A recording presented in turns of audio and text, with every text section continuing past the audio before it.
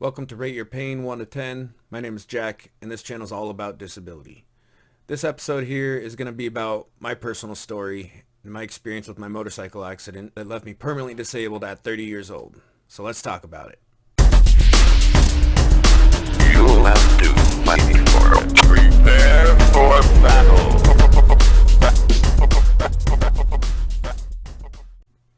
Alright, welcome everyone. What'd you guys think of that intro video? I thought it was fitting for this episode considering we're going to be talking about my motorcycle accident. Except my motorcycle was a little different from the one in the video. It wasn't or I should say isn't a sport bike, or some may call it crotch rocket, whatever. My bike is a 1987 Kawasaki 305 LTD. So back then it was considered a cruiser. It was, a two-seater, nice, just fun little bike. It's not a big, heavy, fast bike, by no means, but just a nice, fun cruising bike, for around town or whatever. Here's a little picture for you guys. Sorry for the poor quality on this photo. I don't have many photos of it, unfortunately, and this is all I can seem to find right now. So I don't really ride it anymore, but yes, I do still have the bike. I keep it running and I try to keep it in decent shape. I just can't get rid of it, It was my baby for a while and I just can't do it, even though I can't ride it really. I mean, I can ride it, I just don't have it insured and I don't really want to ride it much anymore. I'm not gonna lie, I don't want to risk going through what I went through ever again. It was literally pure hell and sometimes still is. I was bedridden for the first 6 months after my accident, So if I didn't have my wife, I don't know what I would do. She helped me with everything. She helped me with bathing because I had to take sponge baths in bed. I literally couldn't get out of bed. Sorry for the TMI, but all my bathroom duties were all done in bed too, with bedpans and urinals. And I mean, sorry for the, not so pretty picture there, but that's just reality. And it was like that for a good while in the beginning. After, the first 6 months, that was when I started working from going from the wheelchair to crutches to a cane, which I still use a cane currently every day. My accident, though, was back in 2012, August 7th, so almost 7 years now coming up. I was going to meet my wife for lunch at work. I decided to wear my full face for some reason that day. Normally I always wore my half shell, but I was going to be doing a little bit more riding that day. After my wife's lunch meeting, I was going to go cruise the coast and just kind of enjoy my day off. I got very lucky that I did decide to wear that full face that day, because if I hadn't, you guys would be looking at probably a different face today. The whole right side of my helmet has scrape marks on it from when I went sliding. So on my way to meet my wife for lunch, I was cruising down one of our very few 4-lane roads here in town, and there's a group of young boys that went dodging cars across the street the whole way through, and it wasn't in a crosswalk, they were jaywalking, and I had plenty of time before I got to them. They were about a good 50 yards ahead of me, so by the time they crossed, I wasn't even up to them yet. However, when I was getting close to where they ran across, there was 2 more boys that were straggling behind that came out of the bushes, and they ran across really fast to the center lane. By that point, I wasn't too far anymore, and I was going about 35, but I dropped down one gear and started to slow down. But as I was approaching, I made sure I pointed to the young boys. I shook my finger, I shook my head. He was looking right at me, and it was very obvious I was telling him, do not cross. Well, at that point, he looks in the other direction towards oncoming traffic and no longer in my direction. At this point, I'm getting pretty close, and I go to put my foot under the gear shifter to shift back up once I pass him so that I can get back up to speed. And right as I go to pass him, this kid, without even looking back in my direction, just runs like he's gonna make it. And I clip the back of his heel. And I don't know how many of you out there know about motorcycles much, but physics takes over at that point. No matter, I mean, I maybe, if I was bracing for impact, which I wasn't because I didn't think he was going to do what he did, maybe I could have held my handlebars a little more stiff. But what I was trying to do last second is, it was a split second decision where I saw him go into run and I tried to go to the left, but my wheel already hit his heel. And so at that point, it yanked my handlebars to my right, and that's when it sent me flying. Unfortunately, like I mentioned, I don't know if you remember, my foot was under the gear shifter. So it grabbed my foot, it twisted my leg, and it broke my tibial plateau. In a split second, it was broken. I mean, I didn't even feel it. I don't know if you've ever been sucker punched or slapped in the face unexpectedly, but there's that little second you see stars and you black out for just that short second, you know. That's all that happened. I didn't feel pain. I even, when I hit the ground and I went sliding, I didn't feel pain. It was more, I just felt it, but I didn't hurt from it, you know. It was just, I guess, shock and adrenaline at that point, right? So I slid a good distance, and I'm still a little dazed, you know. I'm looking up, laying on my back, and I see the boy come up, and he looks over me, and he's like, sorry. And then he runs off, and that was it. So, I mean, I guess at least he apologized, right? I do know he got a little scraped up, but not too bad. So he was ultimately all right. He was able to run off. I wasn't. And at that point, I got up to go pick up my motorcycle because it was in the middle of traffic at this point, and I just wanted to get out of the way. And I thought it was okay. I didn't feel any pain at this point. So as soon as I got to my bike to pick it up, that thing weighs 350 pounds, and there was no way. There was no way. I couldn't do it. And anyone who else would try to, good luck, you know.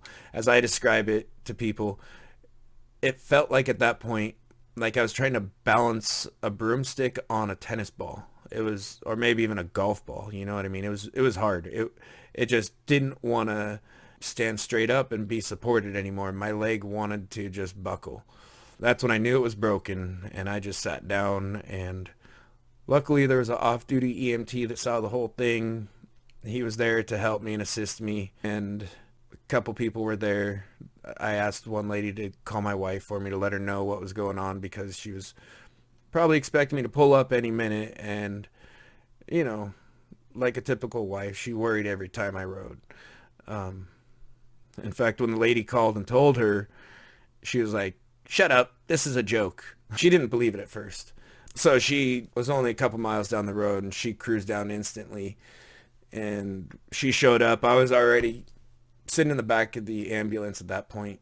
And it was kind of funny because I was having to calm her down. I was like, hey, babe, chill. I'm okay. I'll be all right, you know. So that was kind of funny. But, you know, my main stress at this point was I'm supposed to go camping in 3 days. And then in 3 weeks, I'm starting my last semester of culinary school, or, you know, if not last, pretty close to one of my last semesters of culinary school.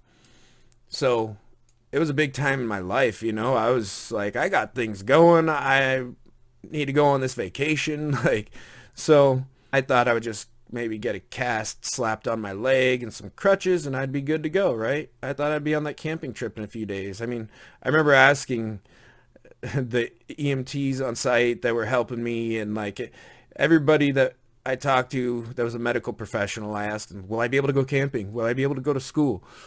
And they were all trying to be positive for me, saying, you'll probably be fine, you know, with the cast and blah, blah, blah. But nobody knew really until you saw the x-rays and all that. So I go to the hospital, and they cut off my favorite pair of Levi's. I mean, I know that sounds petty, but man, they're my favorite pair, and perfect riding pair of jeans. So again, I was being petty about stupid stuff. I wasn't thinking about the reality at this point, I guess. Yeah, so the surgeon comes in after taking x-rays and CT scans and all this stuff, and he lays out the options for me. And basically, because I didn't have any medical insurance, I only had motorcycle insurance. That insurance only covered 25,000 medical, and that was the max medical I could get. He told me, unless you have some way to pay for the surgeries, there's not much I could do for you, and you're just kind of a mangled leg. And he kind of even laughed. I'm like, wow, great, thanks, buddy. This is great to know you're the type who are helping people. He ended up turning out to be a great surgeon. I'm not going to lie. He was a great guy. But, I had to find other means to pay for surgery. Otherwise, I was going to just be screwed. And luckily, the hospital had some program that I was able to apply for, and I was approved for. And about midnight that night, I had surgery. So they made me wait like 12 hours, just laying there waiting for them to do the surgery. So they put an external fixation device in. That was the worst ever. In fact, here's some pictures of that.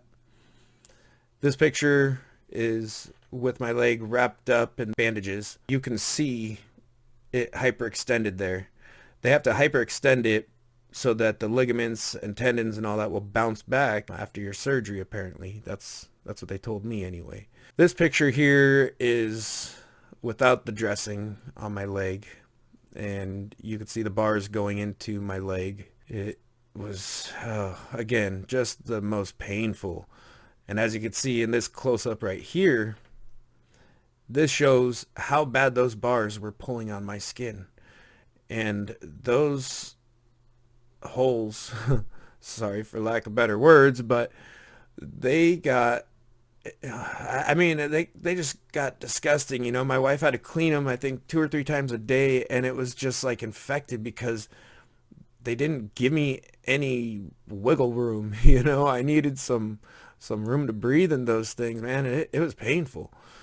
So that was 3 weeks, man, of just pure hell. And I didn't have the strength to lift my leg on my own when I needed to, like, move in and out of the bed to the wheelchair for doctor's appointments or whatever. So I literally would pick up my leg by those bars, and I would move my leg, from place to place with those bars. So, yeah.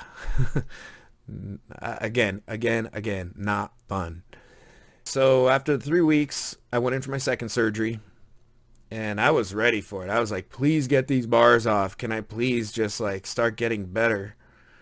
Little did I know that was going to be 10 times worse than what I had been going through. That surgery felt like I was being murdered. I mean, I came out of it and I was screaming in pain, crying, man. I'm not a crier when I'm in pain, but I was bawling, man. And they instantly sat me upright, leaned me over, and they put an epidural in my back right away. And that helped, man. That helped me so much. It instantly took it away. I mean, not completely, but you know what I mean? It took away that excruciating pain that was making me want to die. So a little bit after that, the anesthesiologist walks up to me, and he looks at me like I'm a ghost, and he's like, I had to give you 3 times the amount, the normal male adult your age and size, of anesthesia. And I looked at him like, what does that mean? Like, wow, that sounds pretty crazy. But he didn't give me an explanation or what. He just seemed kind of scared by it.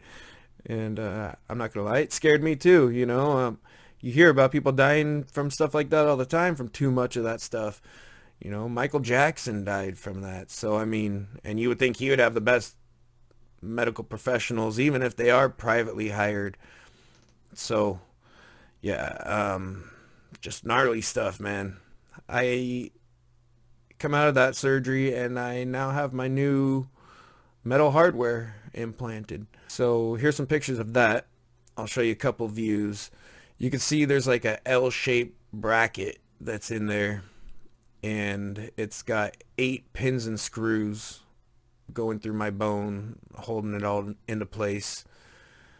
And honestly, I still feel pain in my bones in the like localized area to this day.